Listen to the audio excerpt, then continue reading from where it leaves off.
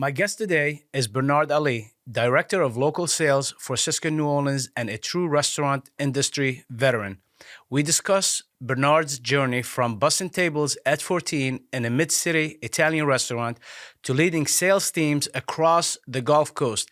He shares how his upbringing in the restaurant business shaped his work ethic, why he believes everyone should work in the service industry, and how he's helping local restaurants adapt to evolving trends. Here's my conversation with Bernard Ali.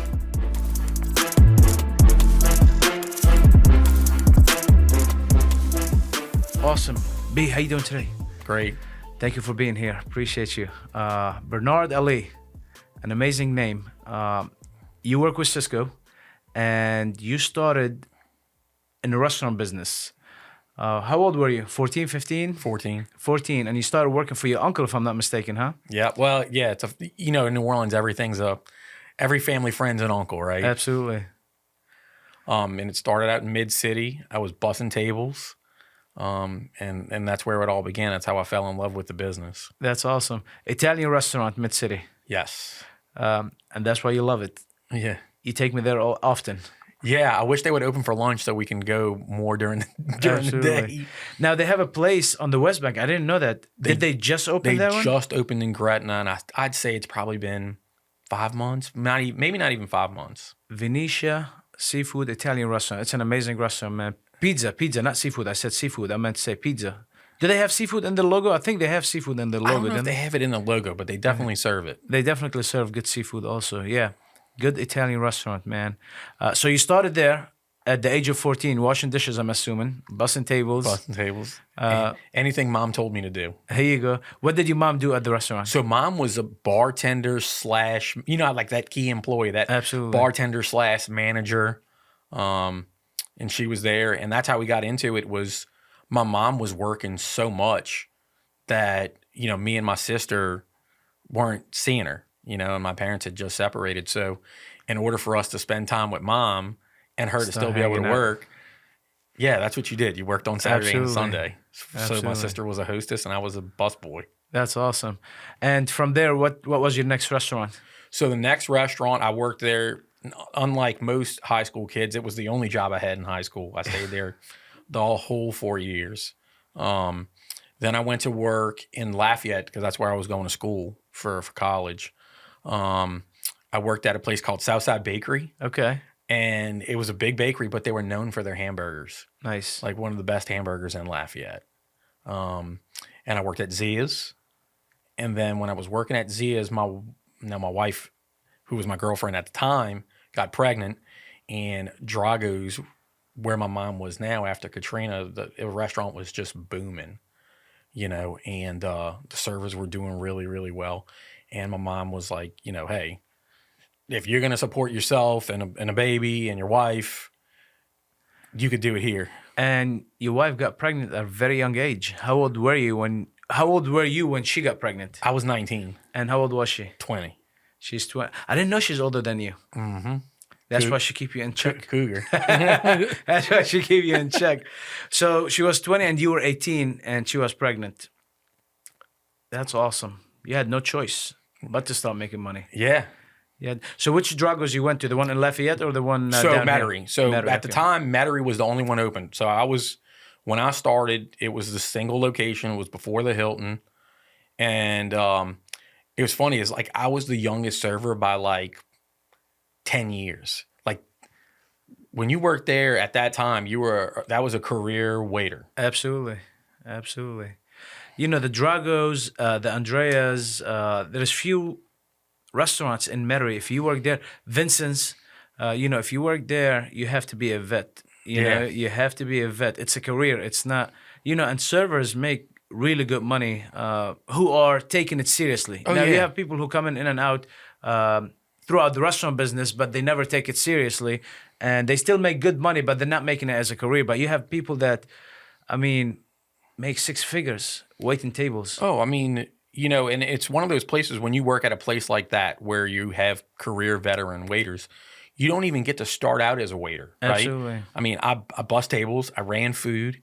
Then I finally, 6 months later, got the nod to wait tables, and it was only because let's be honest, it was only because my mom was there. Gotcha.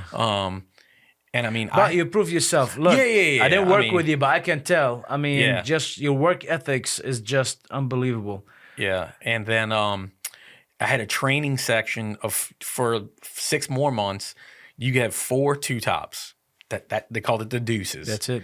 And it sits in one spot in the dining room. I can close my eyes and see it still.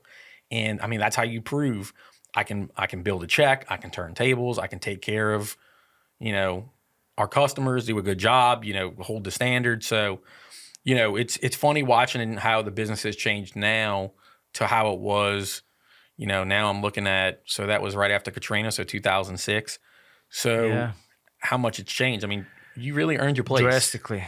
It has changed. We will get to that, how the restaurant business has changed. But moving forward, you worked at Drago's as a server. After that, obviously you were going to college. Where you graduated from? So I finished at University of New Orleans. What you got degree with? General studies. I just wanted to get out. Here you go.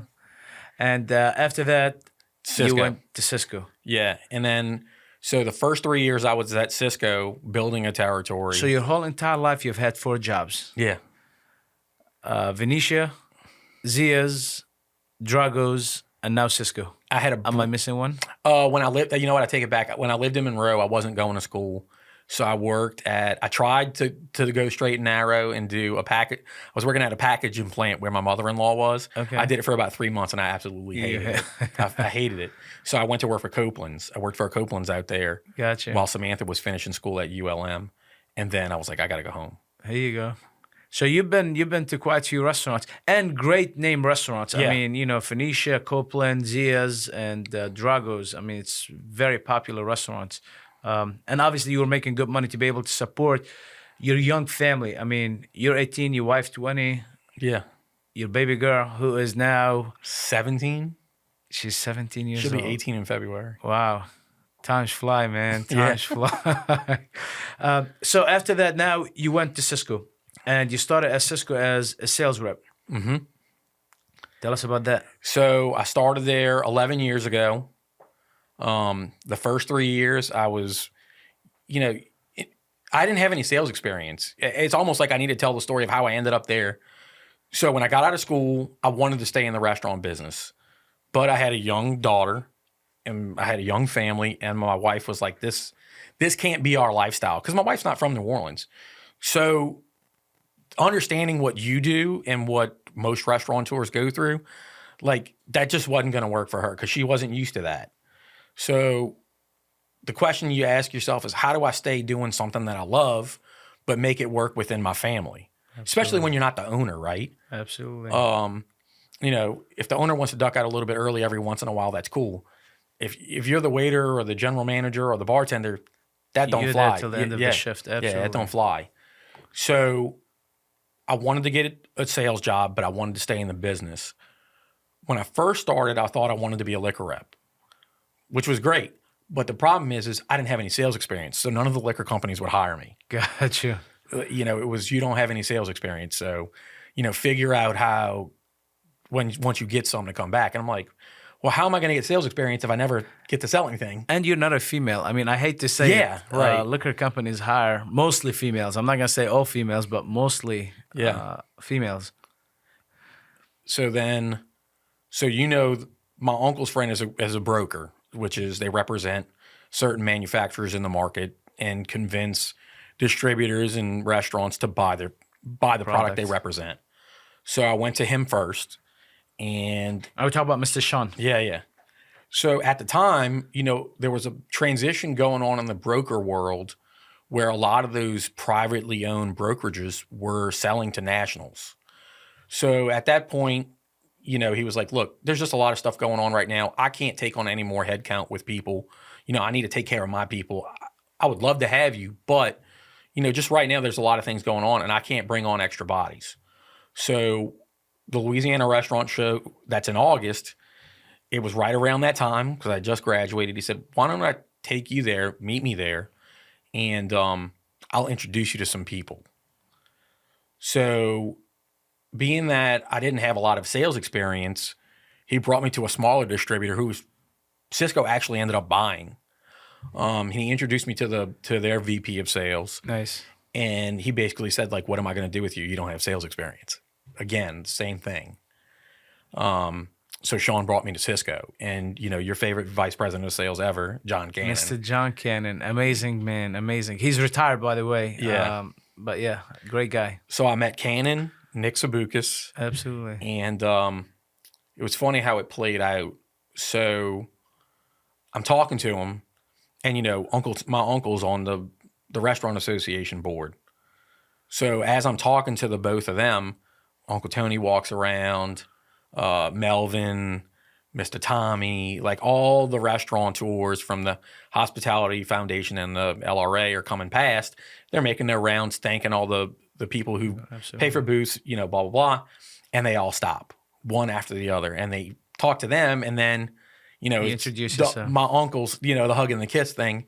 And they're like, "How do you know all these people?" And I was like, "Well, I grew up with them. I mean, I've known these people my entire life." Absolutely. So it was, No-brainer. Me and Sean walked away. They said, "Don't take him anywhere else. We'll take him." And I had a job 10 days later. That's awesome. So, and, look, Cisco has a great culture.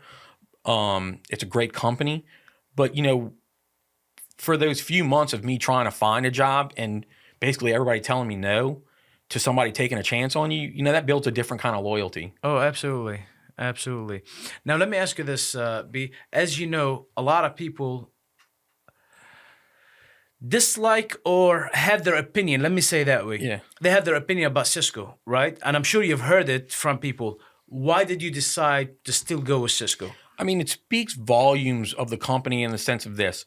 My entire restaurant career, every place I've ever worked, they bought from Cisco. Absolutely. A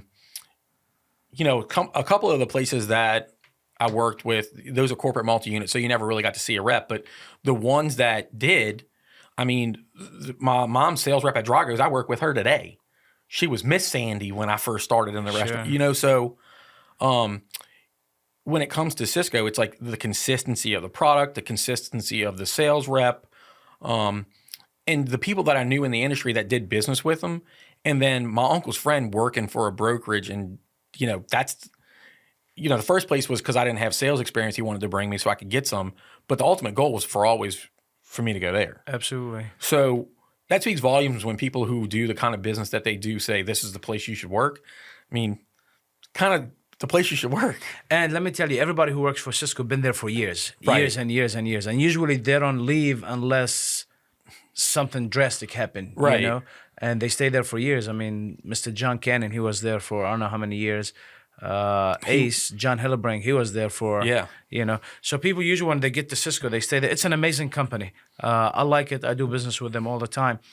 Now, you started as a sales rep, and then you moved up to I was a district sales manager in the French Quarter for 3 years, and now I have the role that I have now, and I've had it for a year. And the new role is? So I'm the director of local sales for New Orleans. That's awesome. So you cover the New Orleans area.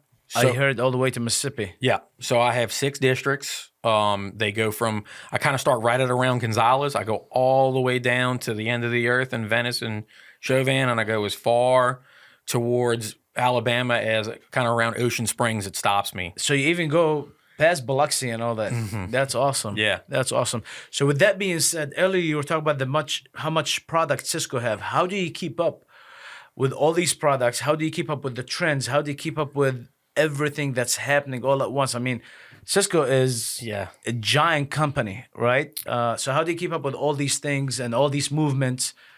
So fortunately, the company I work for is really good about emailing a lot of stuff. There you go. So to keep us up with it, we have a lot of Friday calls. We call them power hours, where we get introduced to new stuff. We talk about new sales strategies. Cisco has a site called Cisco Foodie. So we have a bunch of corporate chefs around the country that come up with new dishes for us to see. We do. We have products called Cutting Edge Solutions. We roll them out twice a year, and now we're talking about doing it 4 times a year, where we have 8 to 10 cutting edge solution labor saving products, or just new stuff that's trending in the industry. And so they constantly keep stuff in front of us. That's awesome. And the corporate chefs are always they're always coming up with something new, right? So communication, Yeah. This is how you'll be able to keep up. How many product, if you have to guess, how many product does Cisco carry? So in warehouse, I want to say we're at 10,000. 10,000 different product. Yeah. That's amazing. And do you know all of them? Oh God, no. Okay, No, I'm no. about to say, man. I wish I did, but I think I know a lot. Fortunately, the technology that we have, you can search for things real easy. If I can shop on Amazon, I can order from Sysco. Absolutely. And then the other part of it is we have a ton of product specialists. You know, I mentioned our corporate chef. We have protein specialists. We have produce specialists. We have a team of buyers. We have something called a PSA, which is product service advisor. So, I mean, if I don't know, there's somebody else who does, and I can get a hold of them pretty quick. That's awesome. That's all. So communication is how you keep up with the product. yeah. And now, what's your challenges when coming to managing your team? How many people you have working under you now? So I have 6 managers that report to me, and then I have 60 salespeople that report to me. So total of 66 people that have to report Right. to you. Obviously, there's a chain of command, but 66 total people.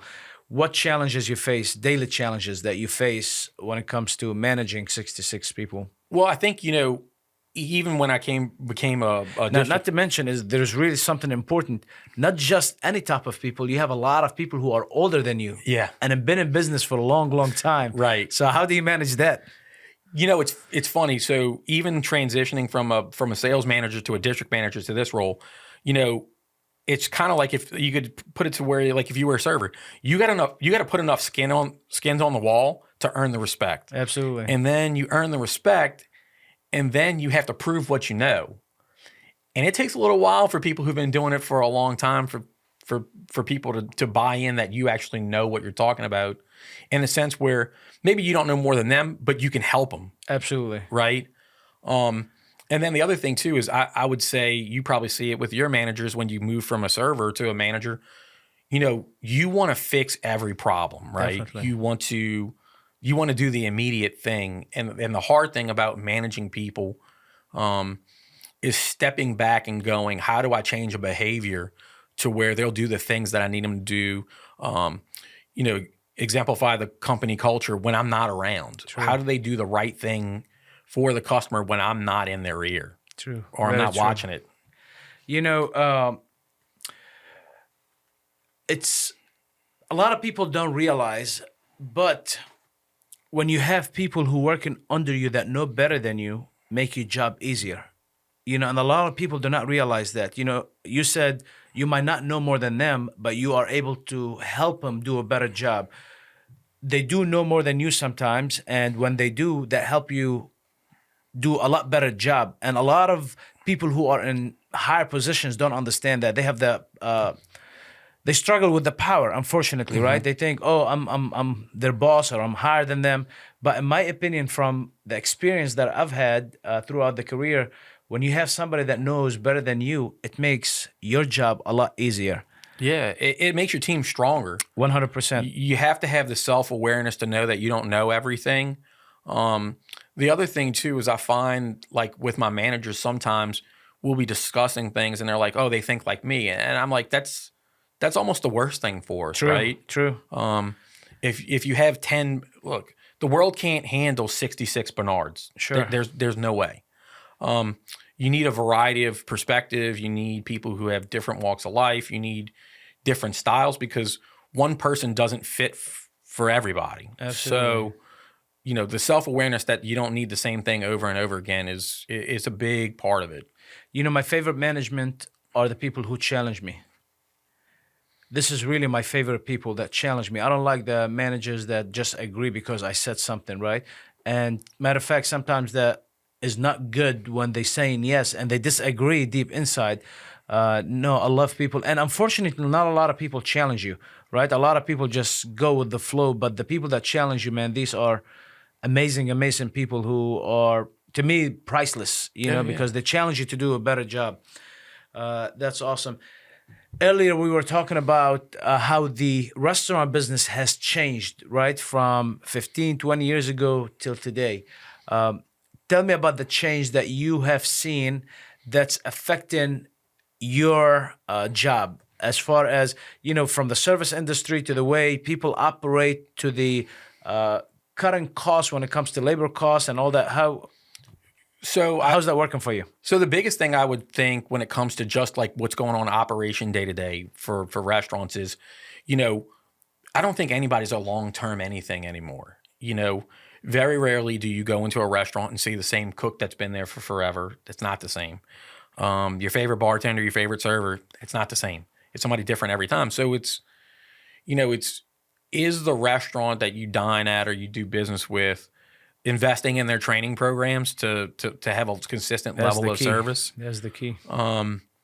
As far as trends, meaning like food wise, we all know brunch is getting super, super popular, right? True. I like the fact that, you know, now that we're getting out of COVID, I mean, during COVID, nobody wanted to do anything with their menu, right? If they did anything, it was, I want to shrink the menu and I want to make it easy because I don't have the labor to, I just want to do what I do right and roll. And now we're seeing the change. You know, you're seeing a lot of brunch.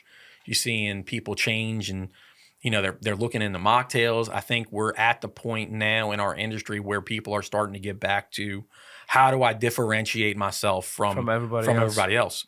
I mean, and you can see it in, for example, just Hispanic restaurants, you know, Mexican food. You know, Tex-Mex is still super, super popular. I mean, there's Mexican restaurants everywhere. But you can see it with your own eyes how certain people are separating themselves in the space. They have, you know, they have the nice neon signs where you can take pictures. Yep. Absolutely. They got airplanes that they have shots on. I mean, I think we're back to the growth mindset of how do I differentiate myself from my competition to drive more traffic to my restaurant? They're being creative with the atmosphere and they're being creative with the experience along with the food, but they haven't. I mean, a lot of people are focused on the food, but I feel like they've been focused on the experience more than the food. Like you said, the different way you get your drinks, and I've seen them come with trees, and I've seen them come on an airplane. Yeah, so definitely. Now, with that being said, what do you think it is? What is the most popular cuisine nowadays? Oh, 100% it's Hispanic food, without a question. I mean, we're in a bubble in New Orleans. We think, you know, seafood and Cajun is our, you know, that's the thing. But Yeah.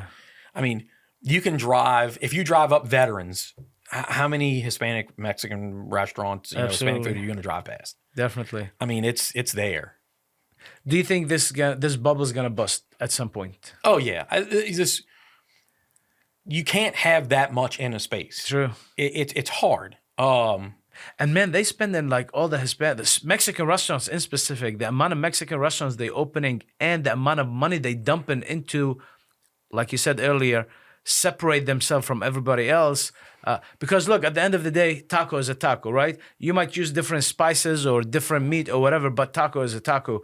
With that being said, they are separating themselves by doing this extra atmosphere, and they're spending, you know, a lot of money on building out the restaurant. Oh, I mean, and even like you said, like you just said, taco's a taco. Like in the past year as a director, I get to sit on a lot of these business reviews, culinary consultations where they come in and, you know, people are doing ribeye tacos with bone marrow, you know, or, you know, people are doing lamb tacos now. I mean, so now it's like, all right, I've created the atmosphere. How do I how do I make my menu separate from everybody else? Because you're right. Like you just said, taco's a taco. So what are you offering that's different than everybody else? How can I be the taco place? Right, because the atmosphere, I mean, just about everybody's atmosphere is kind of caught up with each other, right? True. When you go to a lot of these places in the city, they all have a neon sign and they have their gimmick of what they're serving when they do their margarita flight or whatever. Now you're into the food. Definitely. So I think we're getting there, but you're right. I think the bubble burst just because we see it and it doesn't matter what business you're in. You see people that are stuck in the Stone Age and they won't change, and then you see the innovator. Absolutely, and the innovators are the people who are gonna shine. You know, what's your moving forward? What's your vision? Where do you see yourself with Sysco? What would be next job at Sysco? I hope it's vice president of sales. Unfortunately for my boss, Jason, I hope that's my next move. We love Jason. Jason, amazing. So hopefully Jason decides he wants to move back to Texas or something, and then I get to take his role. Here you go. I don't know if I ever see myself in the president role. just because there's so many moving parts in it, and I love sales. And too much travel, if I'm not mistaken. So there's a lot of travel, but you got to deal with the operations, you deal with merchandising. I mean, you have VPs of those roles, so I mean, but you have a hand in all of it. And I don't know if my passion's there. I think my passion's in sales and people and dealing with our customers, and so I think that's where I'm in my safe space. That's awesome. You definitely are a people's person. I mean, you talk to everybody. You definitely know how to schmooze with people. So it's a plus, and it's a gift because not a lot of people can do that. And when you are able to do that, it's an amazing gift. Let's go back to the restaurant business real quick. If you didn't go to Sysco, would you be still in the restaurant business? Oh yeah, 100%. I don't think it's anything that ever leaves you. It's always in the blood. I mean, every time I go to a restaurant and I look at things and I go, all right, how would I do this different? Or you're critiquing the server, you're critiquing the drink you got. I don't think you ever once you've done it, it never comes out of you. Absolutely. And one thing my mom always told me was, it was a skill she wanted me to learn because no matter what happens, God forbid I lose my job. I mean, they'll hire a server. Yeah, absolutely. No, it's a skill you can't lose. Absolutely. Do you believe that every person should work in the restaurant business? 100%. I mean, you talk about it like we talked about it just through this conversation. I mean, it's a work ethic thing. You have a punctuality thing. You have to show up and be presentable.